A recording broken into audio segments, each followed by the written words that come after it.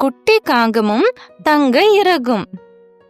ஒரு காட்டுல ஒரு உயரமான வேப்ப மரத்துல குட்டி அப்படிங்கிற ஒரு சின்ன காகம் வாழ்ந்தான்.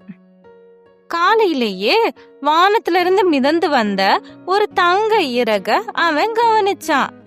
அது வெயிலோட ஒளியில பிரகாசமா ஒரு நட்சத்திரம் போல மின்னுச்சு.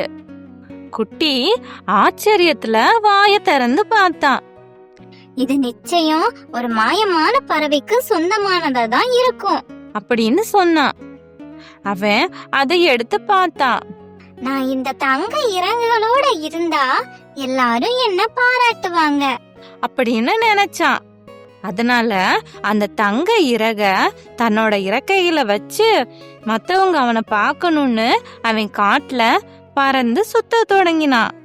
இது தங்க இறகா அப்படின்னு மியா குரங்கு கேட்டா. ஆமா, ரொம்ப அழகா இருக்குல்ல அப்படின்னு குட்டி கேட்டா. இத பார்த்து எல்லா விலங்குகளும் வந்தாங்க. அந்த நேரம் ஒரு வலுவான காற்று வீசிச்சு. அந்த இறகு பறந்து போயிடுச்சு. இல்ல அப்படின்னு குட்டி அழுதான். அந்த இறகு ஒரு ஆத்த கடந்து மரங்களை தாண்டி முட்களுள்ள ஒரு புதர்ல இறங்கிடுச்சு. குட்டி அதை எடுக்க முயற்சித்தான். ஆனா முட்கள் அவனை காயப்படுத்திடுச்சு. ஐயோ அப்படின்னு குட்டி வலியில துடிச்சான். இந்த இறகுக்காக இவ்ளோ வலி தாங்க வேண்டியதா இருக்கே அப்படின்னு கவலைப்பட்டான். குட்டி ரொம்ப சோகமா உட்கார்ந்திருந்தான். அப்போ பென்னி வந்து, நீ தனிப்பட்டவனா இருக்க தங்க இறகு தேவையில்லை. ஆனா இந்த இறகு இல்லாம யாரும் என்ன கவனிக்கவே மாட்டாங்க அப்படின்னு குட்டி சொன்னான். அது உண்மை கிடையாது குட்டி.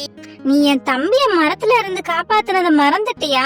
நாங்க எப்பவும் உன்னை பெருமையா சொல்லி பாராட்டிக்கிட்டு இருக்கோம். இத கேட்டதும் குட்டி ஒரு நிமிடம் யோசிச்சான்.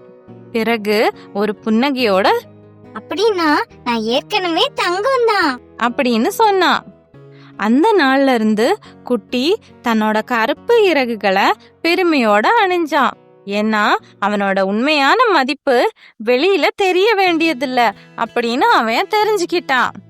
கதையின் நீதி: உண்மையான மதிப்பு வெளியே எப்படி தெரியும் அப்படிங்கறதுல இல்ல, நம்மளோட உள்ளத்துல இருந்து வருது.